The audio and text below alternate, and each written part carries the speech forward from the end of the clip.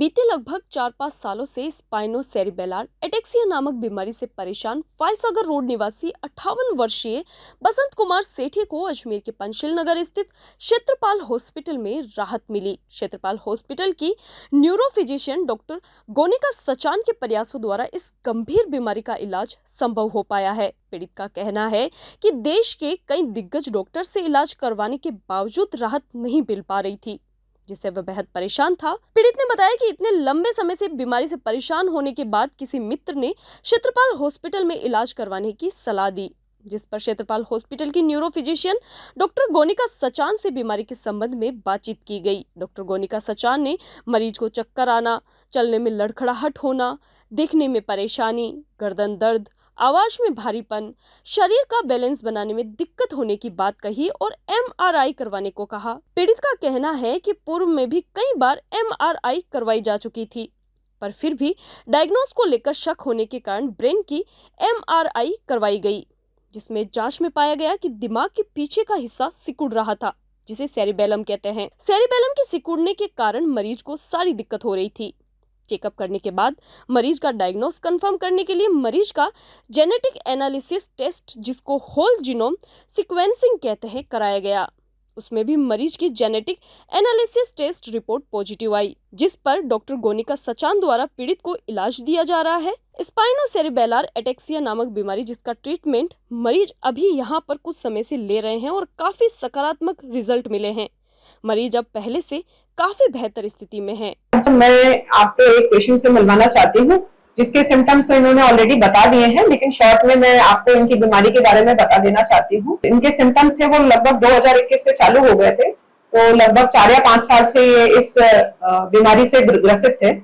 इसमें इनको मेनली चक्कर आते थे और चलने में थोड़ा सा इनको बैलेंसिंग इश्यूज था, चलने में लड़खड़ाते थे। इसके अलावा और भी बहुत सारे मल्टीपल इश्यूज थे जो कि इन्होंने बता दिए हैं।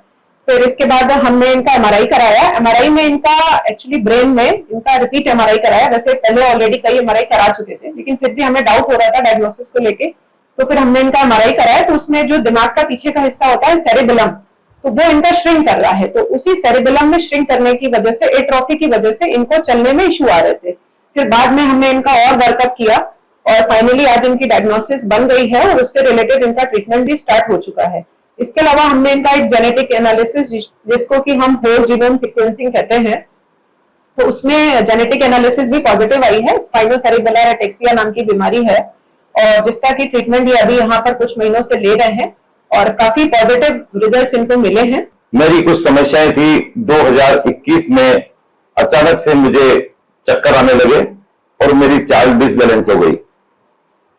मैं काफी परेशान रहा। मैंने 6 महीने तक अजमेर में सभी वरिष्ठ डॉक्टरों का, neuro physician, orthopaedic and physician, सभी लोगों को मैंने दिखाया। 6 महीने तक मैंने अजमेर में ट्रीटमेंट लिया, बट मेरी 6 महीने के बाद ये स्थिति हो गई, मेरे भूख बंद हो गई, मेरा चलना बंद हो गया। उपरांत किसी ने सजेशन किया या मेरे भी दिमाग में आया कि यहां से आपको प्रस्थान करके इलाज के लिए जयपुर जाना होगा। उसके बाद मैं जयपुर के सबसे सीनियर डॉक्टर्स, मैं नाम नहीं बताऊंगा, जिसका 6 महीने पहले नंबर नहीं आता है, मैंने बहुत वरिष्ठ व्यक्ति की मदद लेकर के उनसे टाइम लिया।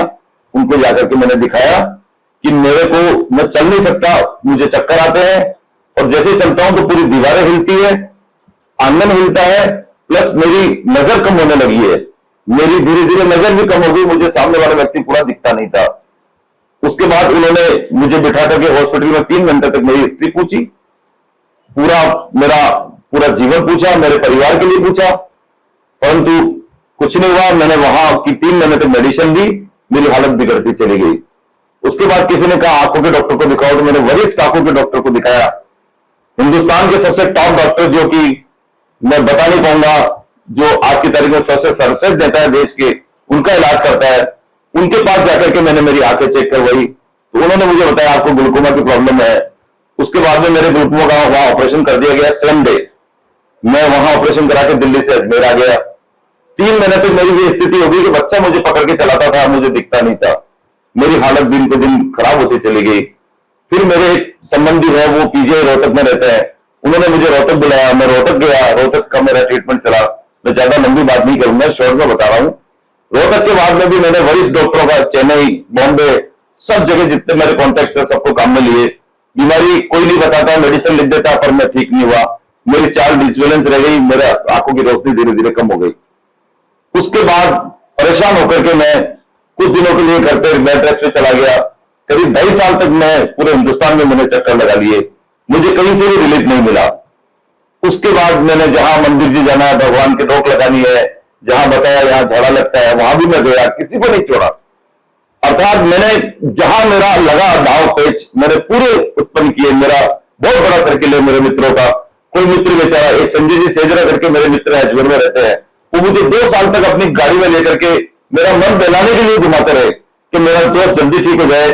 कई जगह उन्होंने मेरे लिए दुआ की, कई उन्होंने सत्संग कराए, कई प्रार्थनाएं की, परंतु मेरे लिए एक बहुत अच्छा दिन आया कि किसी ने कुछ बताया। उसके बाद बीच में मेरे साथ एक अपॉर्चुनिटी हो गई, मेरी वाइफ की डेथ हो गई। उससे मैं बहुत परेशान रहा, मैंने जैसे तैसे करके वो दिन निकाले। फिर अचानक एक ऐसा व्यक्ति मुझे मिला, उन्होंने मेरे को शॉर्ट में भी बता रहा हूं कि डॉक्टर क्षेत्रपाल हॉस्पिटल में दिखाने की राय दी, और डॉक्टर मोनिका सचान मैम के लिए मुझे कहा कि बसंत जी एक बार आप उनको दिखाओ और वापस रिपीट से आपकी जो भी परेशानी है मैडम को बताइएगा। उसके बाद मैं मैम से मिला। पहली बार में मुझे ऐसा लगा कि मैम मुझे ठीक कर देगी। पता नहीं क्यों मैम की इतनी पॉजिटिव सोच थी कि जो क्वेश्चन मेरे से पुटअप किए वो बिल्कुल एक्यूरेट क्वेश्चन पुटअप किए कि आपको ये प्रॉब्लम है और इसका इलाज होगा। रिपीट मेरी एक एमआरआई कराई, जिसके पहले मैं सारी एमआरआई 3-3 बार करा चुका था। कई डॉक्टर ने मेरे पहले की एमआरआई देखी, पर वो मेरी बीमारी नहीं पकड़ पाए, इस एमआरआई में क्या प्रॉब्लम है। मैम ने एमआरआई कराने के पहले मुझे बता दिया कि आपकी ये प्रॉब्लम निकलेगी, बसंत जी आप रिपीट एमआरआई कराइए। मैंने हाथों हाथ यहाँ क्षेत्रपाल हॉस्पिटल में एमआरआई कराई। मुझे बहुत प्यार से मेरी एमआरआई की गई। उसके बाद में मैम ने उस एमआरआई की रिपोर्ट को बहुत अच्छे से देखी। बोले बसंत जी जो प्रॉब्लम मैंने बताई वो प्रॉब्लम आपके आई है, आप बिल्कुल ठीक हो जाओगे। मुझे कॉन्फिडेंस उत्पन्न कर दिया मैडम ने। ऐसा लगने लगा मुझे मेरी आज एक जांच और होकर आई है, जो मैडम ने मुझे कहा कि ये थोड़ी कॉस्टली है, तो वो भी मैंने करवाई। 27,000 रुपए मेरे जांच के लगे। उसकी भी रिपोर्ट मैडम ने आज देखी है। देख के जो मैम के दिमाग में थी वही एक प्रश्न आया और उसी का उत्तर मैम को मेरी जांच में मिला। आज मेरा वहां पर ट्रीटमेंट लिखा। मैं इतना खुश हूं कि हमारे अजमेर में इस हॉस्पिटल में ऐसी डॉक्टर है। मैं सभी प्रदेशवासियों से निवेदन करता हूं राजस्थान के कि कभी कोई तकलीफ हो तो एक बार आप डॉक्टर मोनिका सचान मैम से क्षेत्रपाल मल्टी स्पेशलिटी हॉस्पिटल में अजमेर में आकर जरूर संपर्क करें।